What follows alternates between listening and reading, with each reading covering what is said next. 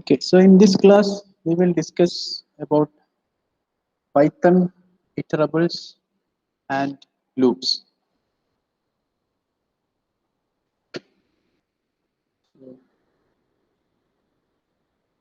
First, we will discuss iterables in Python.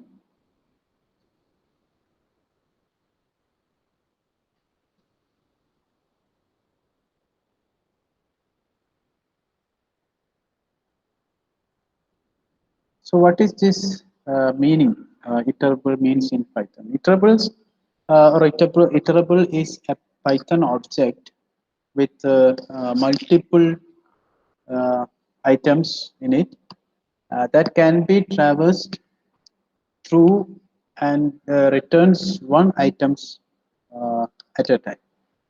Okay, so this is iterables in Python. Iterable is a Python object, Python object with the multiple items. It contains multiple items that can be traversed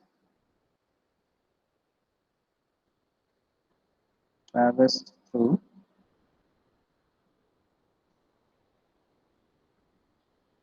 and returns one item at a time. So this iterable in Python means it's a Python object and it contains multiple items, and from that multiple items it will return one item at a time. Okay, so we use commonly we use iterables like list, tuple, set, dictionary, string, range function also. So all those things are examples for iterables in Python. So all these objects will give you uh, one item at a time. When you are executing that particular iterable, then that will give you one item at a time. And each of these will contains more than one items. Most probably, it will be having multiple items. So we have for common iterables you can consider in Python. Common iterables you can consider lists, okay, and also tuple, set, dictionary,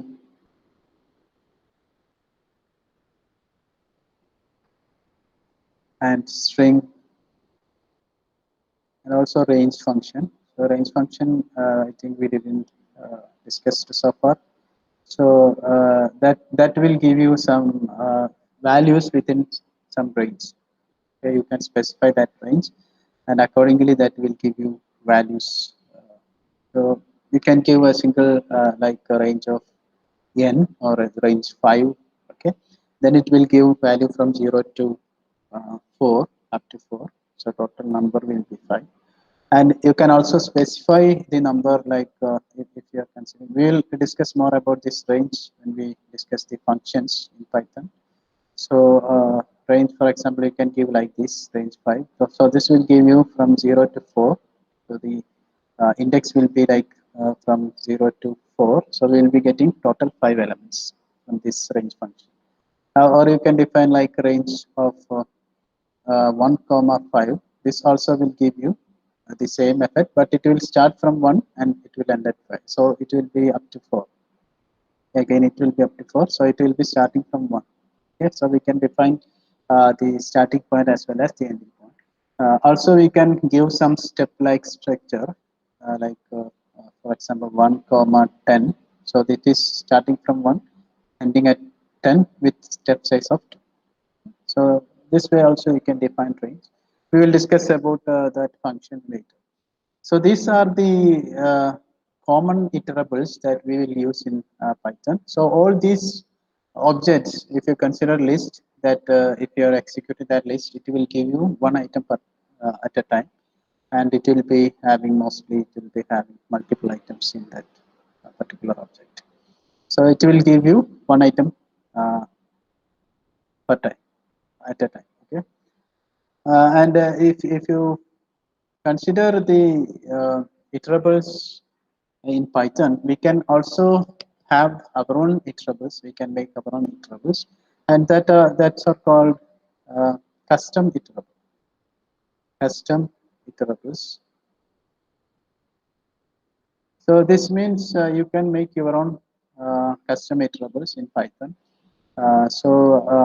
In this case, you have to use uh, iter,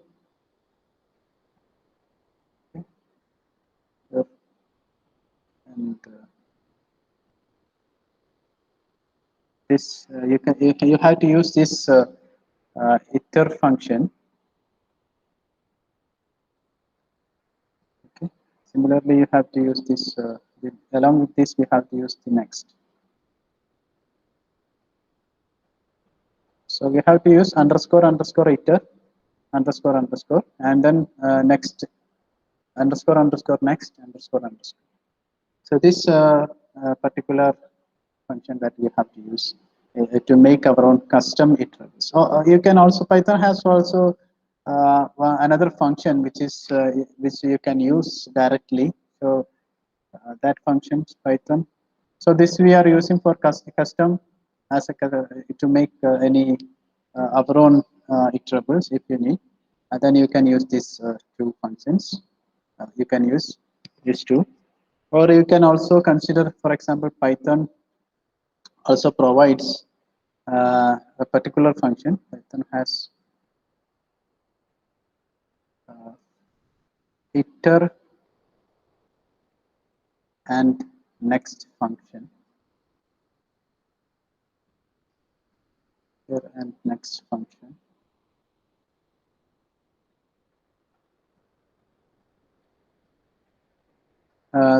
Here iter will be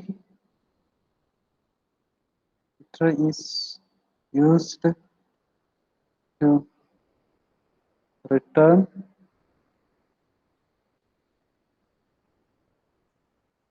and iterate the object from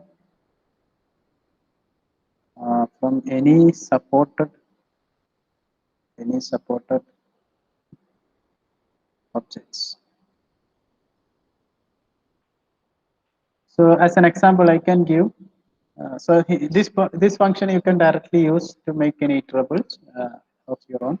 So for example, if you consider a list a equal to 20, 30, 40, something like this. So here you can take c equal to iter a. So in this case, if you consider the next option here, so this iter function here, it will be used as to return and iterate the object which is in this list that we have defined. So next we have to use here to get that data. So I have to put c inside that. Next of c. So this will give you the first value in this list. So this is 20. And if you give again next of c, then it will give the next value, that is 30. And also you can give next of c, then it will be giving you the next value, which is 40. So these two functions you can use for iteration. Okay. So here actually this you have you're considering this as an array. Consider this as an array.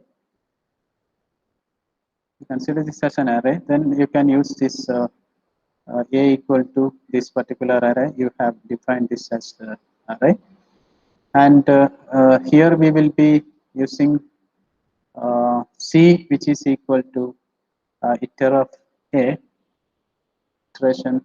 That this function will do this iteration, and it will take value first, and by using this next function, you can take that value after this iteration. And after that, first next, it will directly go to the next value from this array.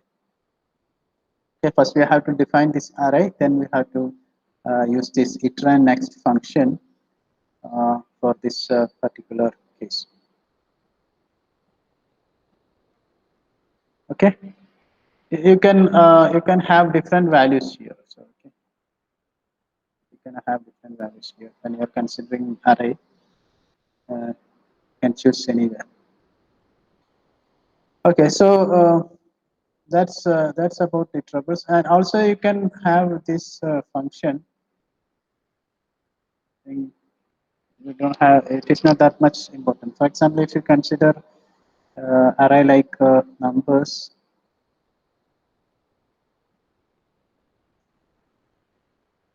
for example, you can consider numbers 1, 2, 3, and you can write, for example, values equal to like numbers. Okay, so numbers after that dot underscore underscore, and from here we have to iterate this value. So we have to give function iter underscore underscore. Now this will be this iteration will give value to this values that we have given, values equal to from this array. Okay, and then we have uh, this for example, if you consider item 1, for example, so item 1 you can use value from that values dot, then you have to use next function, next underscore underscore. So this item 1 will be the first value. Now we will be getting this first value. Similarly, you can go for next values like item 2 you can give. You can print if you want this item 1. Otherwise, you can give item 2 is equal to same. So here it will be values dot underscore underscore next underscore underscore.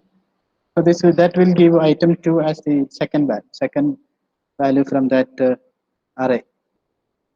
Similarly, you can go for the third value also, and each of those values will be assigned to this item 1, item 2, item 3. If you need item 3 also, you can give the same statement. So it will iterate. It will get that it is going to get that values from that particular array. Okay. So here, if you are considering this particular array, uh, okay. So here we can. I think I have told you in the opposite way. When you are considering this as an array, you can. What is the difference between these two, array and list? You consider array and list. The difference comes if you are considering array, then for an array you can use only one particular kind of element. Okay, so here we can use only. I'm not going to write that. It consists of elements. Only consists of elements belonging to the same data type. Okay, we cannot use different data types in an array. Okay, I think I have told you just in opposite way, or list and array. So here we are using array, so that we are using this 20, 30, 40, we are using all our integers here. Here all the data that is inside that array which are integers. So in array we can use only one type of data, one data type we can use. Okay, now we'll go to the loops in Python. These loops are used to access items from a sequence. Okay, so accessing items from a sequence can be achieved by looping And we have mainly two looping techniques in Python. One is called as for loop, the other one is while loop. Okay. So now if you consider these two loops, we have two different syntax corresponding to each of these looping techniques or loops. So we have for loop, we are having the syntax like for value in sequence. So you can see from here, these are this is the syntax for loop. So this is value and this is sequence. Okay. So for loop, we have to write for, then value, then your sequence, whether it is list or tuple or any other sequence you can use. So in that sequence, you have to choose the value. Okay, so this is the syntax for loop. So this for loop will continue looping or to loop till there is a value inside this sequence. So whatever your sequence you are giving here, and if there is a value there inside that sequence, till that final value, this loop will continue. Okay? This looping will continue, and so the looping will be terminated only when the value in the sequence, there is no more values in the sequence. In that situation only, the looping will terminate. Okay, so the for loop will continue to loop or looping till there is a value in the sequence. For example, if you consider this sequence, you can consider it a list of values. So you have 10, 20, 30, 40 here. So for I in A, if you consider, so here I'm using for loop and I'm having the value I in sequence A. Okay. So this I will be taken values 10, 20, 30, 40. Okay, and after that 40, this loop will not continue. So if you consider, so for the first value, if I is 10 and 10 in A, then it will go to this print I, that value, corresponding value will be printed. Then it will take the next value, I will take the next value, and then that will be printed, that value will be printed here, and again 30 will be printed, 40 will be printed, and next time again it will check for I in A. There is no value in A further. Okay, so in that time this for while loop will be terminated and it will execute the remaining statements other than that for loop. So it will not go to that looping when all the values are finished in that particular sequence. Similarly, you can consider another example.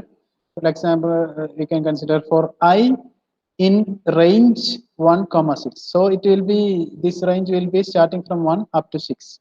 It will be running up to 6. So the value of I will be starting from 1 up to 6. So those values will be printed, and once that range is over, then the for loop will terminate, and it will go to the next statement. Okay, so this looping will continue. This looping will be this looping will continue until this range is finished. Okay, similarly, if you consider this sequence like this, and if there is value in that sequence, then this loop will continue. If the value, all the values are finished, or all the values are taken from this sequence, then the loop will terminate. Okay, so the for loop continues the looping or to loop till there is a value in the sequence. Similarly, you can consider the syntax for while loop here. So for while loop, you have syntax like this. So while expression. Okay. So depending on this expression, whether it is giving you true or false, it will go into the loop, or it will go outside the loop. So if this expression gives you a true, and then it will go to this while block or this looping inside this loop. If it is false, then it will go directly to the next statements other outside this loop. So while loop evaluates the expression given next to it, this expression whatever it has given. Okay. and it will check whether it will give whether true or false, whether it will give true or false. And depending on that, so the control passes to the loop if the expression is true. If the expression becomes true, then only the control passes to the loop and the loop will be executed. So these statements will be executed only when this expression becomes true. And if it is false, then it will automatically exit from the loop. So we need to give something inside that loop, inside that statements inside this loop. We have to give some statement here in order to give a false expression, or it should falsify this particular expression. So we have to give a statement. That statement should falsify this particular expression that is in while. Then only this while loop will terminate. Otherwise, it will continuously run. It will continuously loop, and we will get an infinite loop. So, if you consider this expression, so here we have this looping will continue until the statement falsifies the expression. Okay. So, as an example, you can consider here for I equal to 0, while I less than 5. You consider this particular example while I less than 5. So if initially we have given I equal to 0, so I is obviously it is less than 5 because 0 is less than 5. So it will be going to this while this is going to this looping because the condition is true. This expression is true. So it is going to this statements inside this loop. Okay. So the value of I, that is 0, will be printed, and I will become I plus 1 in this statement, and it will again check whether I is less than 5. No, it is not less than 5. Now it is 1. So it is again printed. Again, it will be incremented by 1, and I by using this statement, and again it will check whether I is less than 5. So this loop, this will continue, and when it is going to become 5, I will become 5. This statement or this expression will become false. Why? Because we are incrementing I in each of this iteration. Okay. So in that case, this at one point this I will become 5, and this expression will become false because 5 is not less than 5, right? Because it is equal to 5. So in that moment, while loop terminates, that looping will be terminated, and it will go to the next instructions. So we have to give some statement like this to terminate the loop. Otherwise, it will continuously loop, and we'll get an infinite number of times this I will be printed. That 0 will be printed. Okay. So that can also happen while doing the program. So we have to take care of that. So we have to have some statement inside the while loop in such a way that it should falsify. After some iteration, it should falsify this expression. Then only the while loop terminates. Okay. And we have to discuss some other important terms associated with looping. So that is nothing but loop control statements. So these statements are used to control the execution of statements. These statements are used, loop control statements are used to control the execution of statements. So we have the loop control statement in Python, which are break, continue, and pass. These are the three loop control statements that we have in Python. So here we can discuss one by one.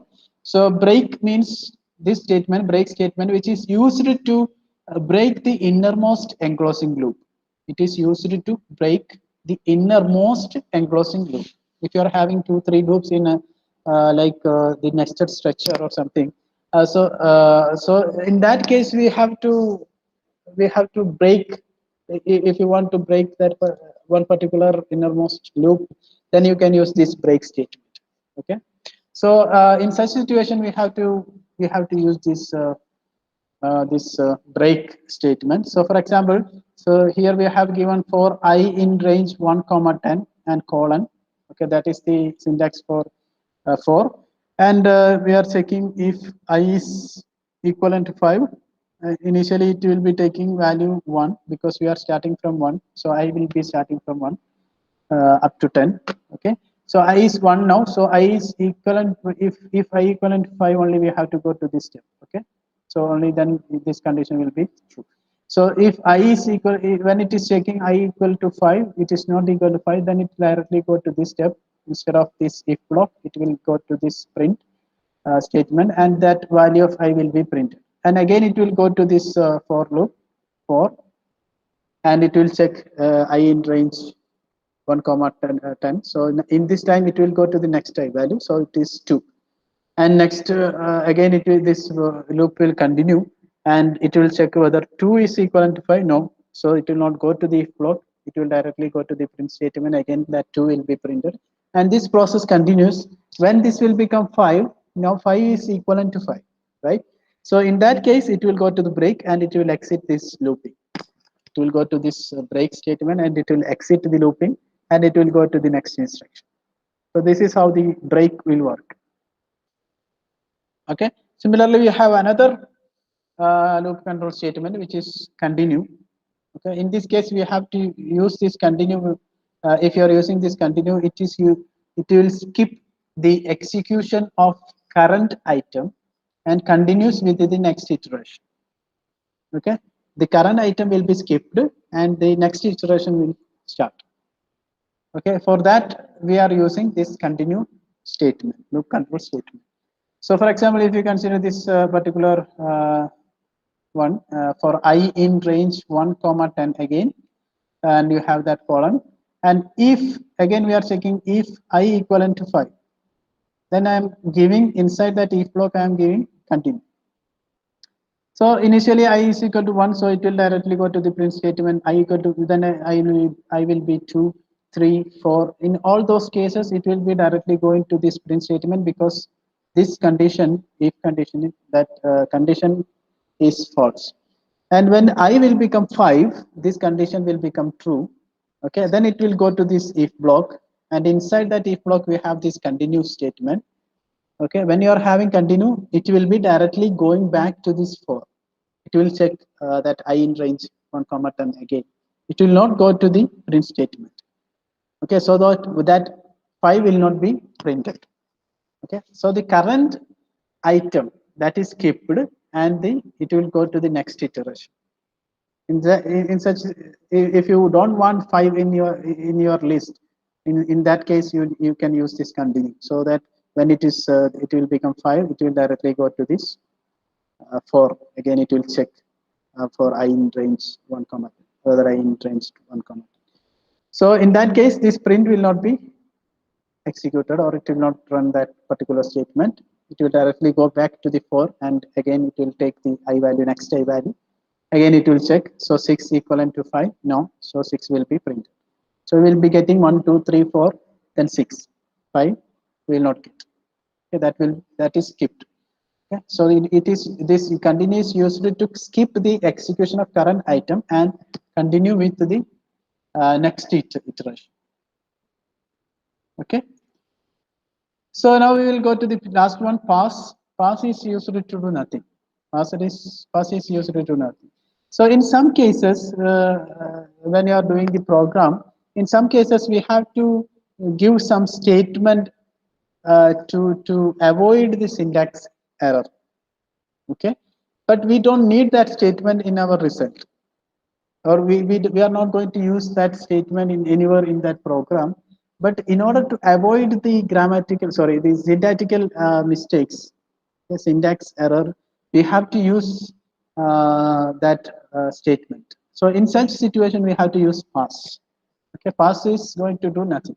So for example, for I in range 1 comma 10 again semicolon, and if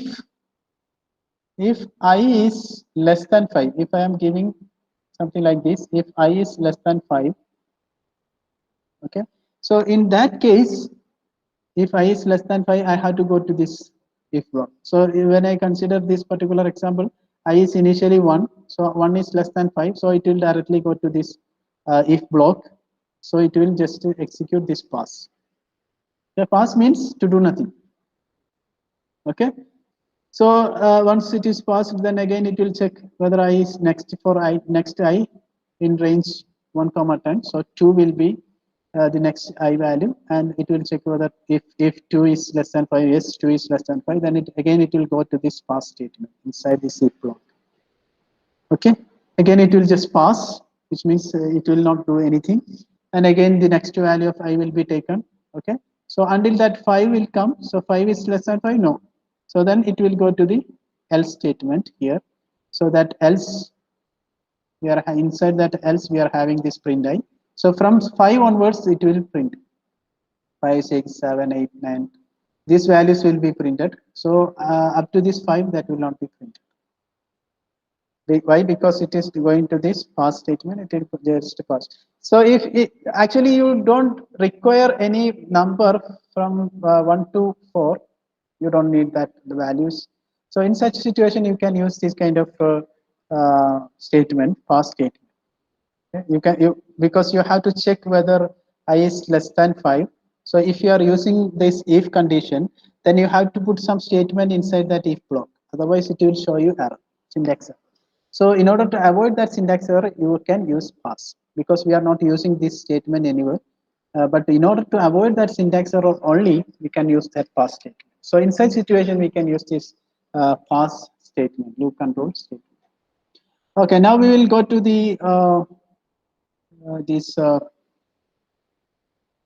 programming section. Okay, and we will discuss the examples that we have mentioned in theory. Okay, let me see. What is that? Okay, let us consider the examples that we have discussed one by one. So for 4, we have first discussed an example with a list A equal to 10, comma 20, 20, comma 30, comma 40. Okay. Now for I in what was that? A, right? For I in A. Now if I put print I,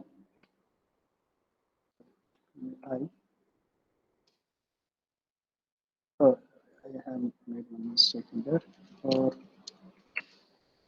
I in A, print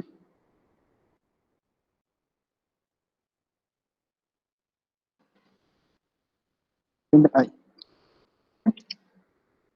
So I will be getting values 10, 20, 30, 40. So all that those values will be printed. Okay, once that 40 is also printed, 40 is also all those values inside that list is over, then the loop automatically exit. Okay, so the loop will be continuing until till the last value inside that sequence. Okay, so again we had one another example for I in range 1 comma 6, right? 1 comma 6. Okay. Again we have to print I. Print I. So in this case, it will be printed up to 5, from 1 to 5. So it will be it is going to print values from 1 to 5. So it will be running from 1 to 6, up to 6. Okay. So this is how we can use this for loop. And for while loop, we have considered an example. Actually, I didn't wrote that example here. So, okay, anyway, we'll consider another example for while loop. So, while, okay, let's say we'll initialize I equal to some 0. Then while I is less than, let's say, some 5, print I. And don't forget to increment that I value, otherwise the loop will be continuously printed. So I should be I plus 1. Inside that loop, we have to give some statement. That statement should falsify this expression in while after some iteration. Okay. Otherwise, it will infinitely print those I value. I equal to 0 will be printed infinitely. For that, looping will continuously happen. It will not. It will not end. So, so this, if you execute this one, I have some problem here. Oh, sorry, print I have given print I directly, right? So I equal to 0. It's less than 5. Then I have to give print and I. So I equal to I plus 1. And if you execute, you will be getting values 0, 1, 2, 3, 4. Okay. So when I will become 5, that while loop will terminate because that expression will become false. I expression, this expression will become false. So at that time, it will exit that loop. Okay. So till that moment, when this expression is true, this loop will continue. This looping will continue. When this expression is going to become false, this looping will be terminated and it will go to the next instruction in the program. So this is how the while loop works. So when this expression is true, this looping will happen inside this while. This block will be executed, and if it is false, then it will just come out of this loop and it will go to the next instruction after a while. Okay, and now we'll discuss the loop control statements. For that, we have used an example for I in range for I in range. We have considered 1 comma 10, right? So within this, we have given if I equivalent to 5, then I have to go for break. That's the first one, right? Then print. So if I is not equal to 5, so it has to print all the I values before that. So if I execute this one, I will be getting 1, 2, 3, 4. When I will become 5, this condition if I equivalent to 5 will become true, and it will directly go to the break, and this for loop will be terminated. For that, we are using this break. Okay, and for the next example, for I in range 1 comma 10, okay. Here we will be considering if I equivalent to 5 again, we'll consider same. If it is equivalent to 5, then I have to go for continue. Okay, print 5. So if I execute this one, this all the values of I will be printed except 5, because when if I is equivalent to 5, in that case I am going to this if block and it will give this a continue statement will be executed, and this continue statement will be executed. It will skip the current item and it will go to the next iteration. So it will go to the for loop again. It will take I value, next I value, and that will be checked. So 6 will come. 6 is not equivalent to 5, then it will be printed. So 1, 2, 3, 4. Then I will be getting 6. So 5 will not be printed. So if you want to skip any element in the program, okay, any or any statement or something, then you can use this continue. Okay, that is the next control statement, loop control statement, and the last one was pass, right? So for pass, we can use the same example for I in range 1 comma 10, 1 comma 10. I values are from 1 up to 10. And in this case, we have we'll consider if I is less than 5. Two condition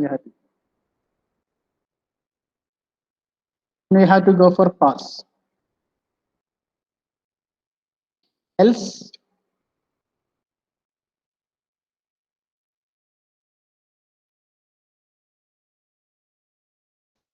print I. Okay. This we have. So in this case, you can see when I is less than 5, and when I is less than 5, it is going to this instruction pass, because this condition is true in that case. So initially I equal to 1, then it will become 2, 3, 4. So all those cases, this condition is true. So it will directly go to this if block, and we will be executing this pass statement. So when it is executed, this pass statement is executed, it will directly go to this for loop again. Okay? So it will not do anything. So when this I is more than that or equivalent to 5, then it will this statement will become false, so that it will be going to this else statement.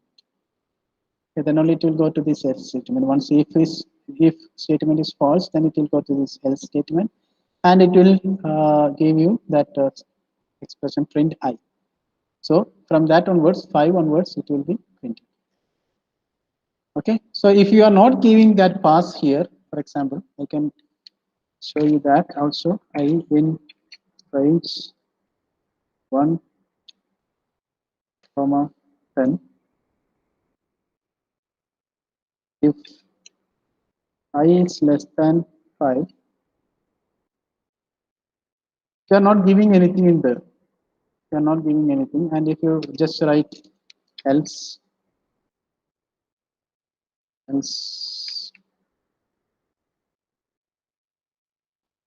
print I. If you give like this, then it will give you. Okay, so there is an indentation problem. Anyway, so that is going to give you error, because there is you don't have anything in your if block. Okay, so in such a situation, you can use this pass statement in order to avoid this kind of syntax error. That pass statement, that we are not getting any output from that expression. We are not calculating anything. Okay, we are not doing any kind of operation in that statement. We are not printing anything. But still, that is useful in order to avoid this kind of syntax error. Okay, so we can also use this pass control statement. Okay, so that's all for today in this class. We can discuss the Python operators in the next class.